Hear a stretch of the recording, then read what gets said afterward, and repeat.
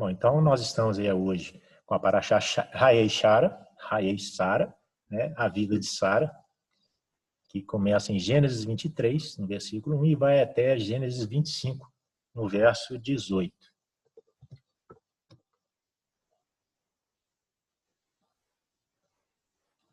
Na Parashá passada, né, nós vimos Deus pedindo a Abraão o sacrifício do seu filho Isaque. Mais um teste de fé para Abraão, né? Se não o maior deles, né? Vimos que Isaque ele já era adulto, né? Ele tinha uns 37 anos, né? E não era nenhuma criancinha inocente, né? E que consentiu com a ordem de Deus, se entregando voluntariamente, né, para ser sacrificado. Ou seja, na verdade, esse evento foi um teste de fé duplo, através da obediência, né, do pai Abraão e do seu filho, o seu único filho Isaque, né, que ele tanto amava. Nós aprendemos que Isaque ele tipifica Yeshua, ou seja, profeticamente falando, esse evento ele aponta diretamente para o sacrifício de Yeshua, que também se entregou voluntariamente, né, para ser sacrificado em nosso lugar e através do seu sangue nos salvar, né, da ira de Deus.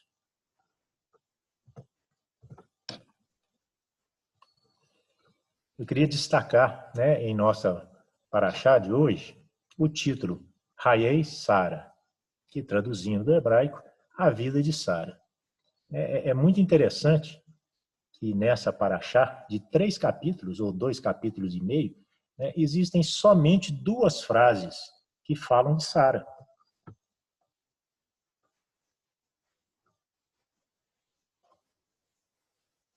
Então são 3 capítulos, ou 2 capítulos e meio, só 2 frases falam de Sara, e falam da sua morte, né, apesar do título ser a vida de Sara. Diz assim, Sara viveu 127 anos, ela faleceu em Kiriat Arba, que é Hebron, em Canaã. Mas como assim? O título da Parashá não é a vida de Sara? Bom, isso é bem típico da mentalidade judaica. A consciência da morte dá mais sentido à vida. Então, assim, não é o nascimento que é importante, mas o que você fez durante a sua vida. Uma dádiva de Deus tão preciosa, a vida. E fica aí para a gente pensar, e refletir, como é que será celebrada a nossa vida quando ela chegar ao fim. Então, iniciaremos a porção de hoje celebrando a vida de Sara. Uma vida que teve propósito e significado. A Sara, a gente lembra que foi uma pessoa real. Ela teve uma vida real.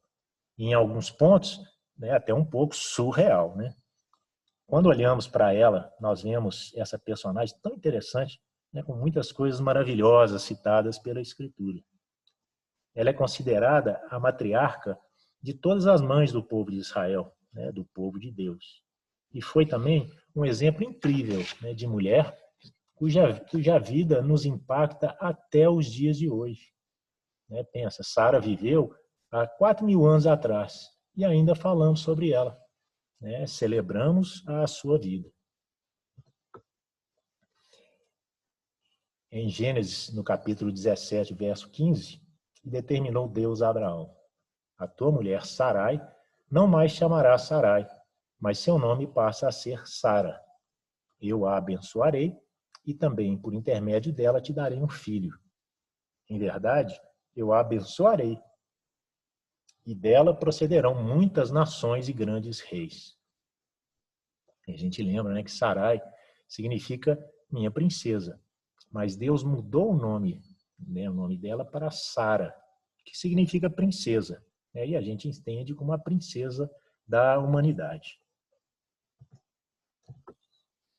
Mas que tipo de mulher era a Sara? A gente lembra de novo na última Parashá, que nós vimos Isaque sendo oferecido como sacrifício para Deus. Mas será que a Sara sabia disso? E se sabia, como ela devia estar se sentindo naquele período longo em que esteve longe do filho e do marido? Será que ela chegou a imaginar que nunca mais veria o seu único filho, Isaac? Infelizmente, né, a Bíblia não nos diz, né, mas a gente imagina, né, depois dela ter abandonado tudo e a todos para seguir o chamado do marido, Abraão, né, depois dela ter estado estéril e sofrer as humilhações da sociedade por isso, né, até os 90 anos de idade, depois dela passar fome, dela já ter sido sequestrada 2 vezes, né, agora aí uma senhora idosa, que já estava no fim da sua vida, tendo ainda que passar por uma situação dessas, né? Só mesmo com muita fé em Deus, né, gente? O apóstolo Pedro, ele nos revela no Novo Testamento que Sara foi um exemplo de esposa e de fé que não tinha qualquer espécie de medo. Em 1 Pedro 3,6, diz assim: como Sara, que obedecia a Abraão e o chamava Senhor. Dela sois filhas, se praticardes o bem sem qualquer espécie de receio, sem qualquer espécie de medo. E eu peço assim a vocês, por favor, né, quem estiver assistindo ou ouvindo, que não resuma esse entendimento desse verso com visões machistas ou feministas, né? Mas busque enxergá-lo no contexto das narrativas bíblicas da vida e das atitudes de Sara para com Abraão e para com Deus. Sabe como Sara demonstrou essa fé radical? Com atitude. E a atitude de obedecer a Deus. Então, fé e obediência estão muito conectadas. A fé sem obediência é morta. Da mesma forma que Deus estava com Abraão, ele estava com Sara, né? E a protegeu, e a resgatou do faraó, né? Naquele episódio do Egito, né? E depois do rei Abimeleque, em Canaã. Yahvé diz claramente que foi ele que não permitiu que o rei tocasse em Sara, quando a tomou para o seu harém. Em Gênesis 26, a gente relembra aí, né? Então Deus esclareceu a Abimeleque, ao rei, né? E fui eu quem te impediu de pecar contra mim, não permitindo que a tocasses. A Torá, ela nos mostra Sara como parceira de seu marido e como sua igual. Na tradição oral judaica, ambos são considerados excelentes mestres por seus exemplos de conduta, né, com Sara ensinando e servindo de referência para as mulheres, né, e Abraão também ensinando e servindo de referência para os homens. Caso, né, você esteja aí buscando uma forma de agradar a Deus, servir a Deus, né, de fazer algo importante para Ele, né, obedeça e seja um exemplo de conduta nos meios em que você vive. Agindo assim, você estará influenciando as pessoas para o bem. E se nesses meios você se tornar referência para apenas uma pessoa e essa pessoa passar a imitar a sua conduta, você já contribuiu com mais uma alma para o reino de Deus. No Novo Testamento, no livro de Hebreus 11, capítulo 11, verso 11, diz que por meio da fé, da mesma forma, a própria Sara recebeu o poder para gerar filhos, ainda que estéril e avançada em idade, porque considerou fidedigno aquele que lhe havia feito a promessa. Ela compartilhou completamente a jornada de Abraão com Deus, em espírito de fé, coragem e, quando necessário, até de alto sacrifício. Por tudo isso, ela permaneceu fiel a Deus, ao seu marido e ao seu chamado. Na tradição judaica, Sara é considerada uma das mulheres mais belas e atraentes que já viveu nesse mundo. Olha só que bacana. Muita gente pensa que a beleza de uma mulher facilita a vida dela, mas não é bem assim. Ser bela e atraente de nada vale se a mulher não tiver caráter. Além de bela, Sara era virtuosa. Só a beleza física não facilitou em nada a vida dela, muito pelo contrário. Provérbios 31:30 afirma que a beleza é uma ilusão e a formosura é passageira. Contudo, a mulher que teme a Yahvé, ao Senhor, essa será honrada. Sara esperou 90 anos e foi abençoada por Deus com um filho, o filho da promessa, pai de Israel, ascendente de Yeshua. Deus honra aqueles que são dele e sempre cumpre com a sua palavra. Dizem que Salomão, ele escreveu Provérbios 31, descrevendo a mulher virtuosa e se referindo a Sara. No verso 10 diz assim: mulher virtuosa, quem a achará? O seu valor em muito ultrapassa os das mais finas joias. O seu marido tem plena confiança nela, e a miséria jamais chegará à sua casa. Essa esposa exemplar faz ao seu marido sempre o bem e nunca o mal. Daí, vem até aquele ditado popular: atrás de cada grande homem há uma grande mulher. A Sara, ela é o modelo bíblico de uma esposa sábia, que é digna a seu marido e fiel ao Senhor, que age com sabedoria e valoriza os conselhos de Deus, que busca agradar ao Senhor em tudo que faz. Sara viveu 127 anos. Ela faleceu em Hebrom, em Canaã, e Abraão foi cumprir o luto por Sara e chorou a sua falta.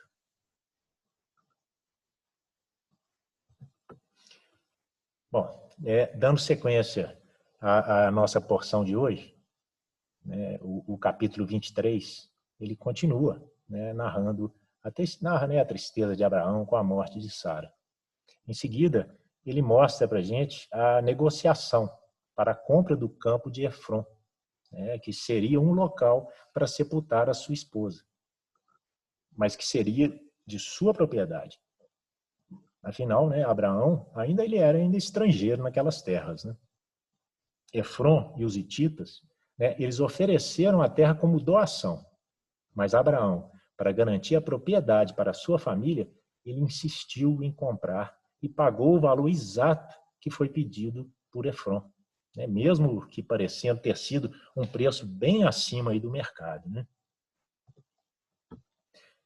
E o verso 17 diz assim: assim, o campo de Efron, que está em Macpela, defronte de Manre, o próprio campo com a gruta que nele há e todas as árvores dentro das divisas do campo foram transferidos a Abraão como sua legítima propriedade perante todos os hititas que haviam vindo à porta da cidade. Em seguida, Abraão foi e enterrou o corpo de Sara na gruta do campo de Macpela, defronte de Manre, que se encontra em Hebrom, na terra de Canaã. Passando para o capítulo 24, Abraão já está se sentindo velho, ele já pensa aí na continuidade da sua descendência. Então ele manda o seu servo mais velho, mais confiável, Eliezer, buscar uma esposa para Isaque, mas teria que ser do meio de seus parentes. Essa foi uma condição imposta por Abraão. Abraão ele não permitiria que seu filho, Isaque, se casasse com uma mulher de Canaã, pois ele conhecia bem os seus costumes e práticas idólatras que esse povo praticava. E certamente conflitaria com a Torá de Deus. Eliezer, o servo fiel, ele sabia que o local para encontrar mulheres solteiras seria numa fonte de água, pois era um costume da época que essas jovens fossem buscar nos poços, buscar água para a família. Então, ele ora a Deus, pedindo para que o próprio Deus escolhesse essa noiva para Isaque. E para que ele tivesse certeza dessa escolhida, ele pediu um sinal bem claro. O versículo 24 diz: a jovem a quem eu solicitar. É a comprovação dele, que ele solicitar: inclina o teu cântaro para que eu beba. E responder: bebe, e também a teus camelos darei a beber. Essa será a que designaste para o teu servo Isaque. E assim entenderei que mostraste tua bênção para com o meu Senhor. Ele pediu aí a confirmação, né, de Deus. Bom, eu creio que tudo que está escrito na Bíblia, né, se está na Bíblia, é porque Deus quer que a gente saiba, né, e aprenda alguma lição. Então, eu queria chamar a atenção de vocês para 3 dicas, né, para aqueles que estão em busca de um relacionamento duradouro e abençoado por Deus, né, estão em busca de um marido ou de uma esposa, para constituírem uma família e juntos construírem, né, um lar próspero. Ou dica para que você pode também dar para alguém que está aí em busca, né, de um marido ou de uma esposa abençoada. A primeira dica é onde buscar, né, que seja do meio da sua parentela. Né? Mas eu não digo isso me referindo aos seus parentes carnais. Não é isso. Mas aos seus parentes espirituais. Né? Se você é uma pessoa de Deus, busque um companheiro ou uma companheira no meio da sua família espiritual, que é o povo de Deus. E não entre os cananeus, né, que representam as pessoas que habitam na terra e não fazem parte desse povo de Deus. A segunda dica é ore a Deus, para que Ele te aponte a pessoa que Ele elegeu para você, para que Ele te ajude a escolher alguém que seja da vontade dEle para a sua vida, para te dar paciência e sabedoria, para que você não se precipite nessa escolha. Lembre-se que a escolha ela será sua, né? Pois Deus ele não interfere nas nossas escolhas. E a terceira dica, né, e eu acho que é muito importante, peça para que Deus te confirme se a sua escolha está correta. Né, que Ele te dê sinais bem claros, inconfundíveis, né, de que aquela pessoa é a pessoa que Ele elegeu para ser sua esposa ou seu esposo. Gente, esse método ele é infalível, porque Deus não erra. Né? E ele é válido também, não só para os casamentos, né, mas para as outras escolhas e decisões importantes que devemos tomar durante a nossa vida. Ao escolhermos, né, de acordo com a vontade de Deus, é certo que seremos abençoados. Mas cuidado, né? Não cometa o erro mais comum entre nós, de fazer uma escolha sem consultar a Deus e depois pedir para Ele abençoá-la. Eu te garanto que isso não funciona ou raramente vai funcionar. Bom, ainda no capítulo 24, né, Rebeca, ou Rivka, ela se apresenta conforme o pedido bem específico que Eliezer fez a Deus. Né? Ela confirma que ser ela mesma, né, a escolhida pelo Senhor para se casar com Isaac. Com o consentimento da sua família, ela aceita a proposta e parte com a comitiva de Eliezer para conhecer Isaac. Bom, o primeiro encontro dos dois ele resultou na aceitação e compromisso de ambos, né, para se tornarem marido e mulher. O casamento com Rebeca, além de trazer alegria para a vida de Isaac, serviu de consolo pela morte de sua querida mãe Sara. A gente lê isso no versículo 67. Isaac levou Rebeca para a tenda onde sua mãe Sara havia morado. Fez dela sua esposa e muito a amou. É interessante, né, destacar aí a ordem dos acontecimentos, né, que está grifado aí de amarelo. Né? Primeiro, ele fez dela sua esposa. E segundo, muito a amou. E eu creio que, novamente, Deus tem uma orientação para nós aqui. Né? Na nossa cultura e tradição de influência grega, afastada do Deus de Abraão, Isaac e Jacó, que é o nosso Deus, né? Nós somos ensinados que as pessoas primeiro se apaixonam e então se casam, né? Imaginando que fizeram a melhor escolha e que, enfim, viverão felizes para sempre. Eu te digo que, na maioria dos casos, daqueles que se casam por amor, paixão, né? Vamos chamar isso de amor, paixão, a união ela não vai durar muito tempo. Porque o amor, paixão, acabará, né, na primeira dificuldade que o casal enfrentar. E serão muitas as dificuldades que os novos casais enfrentarão na vida. Infelizmente, né, entendemos e usamos a palavra amor para definir um sentimento que se traduz em gostar muito ou estar apaixonado.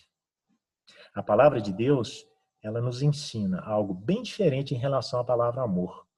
Amor não é um sentimento, mas uma ação.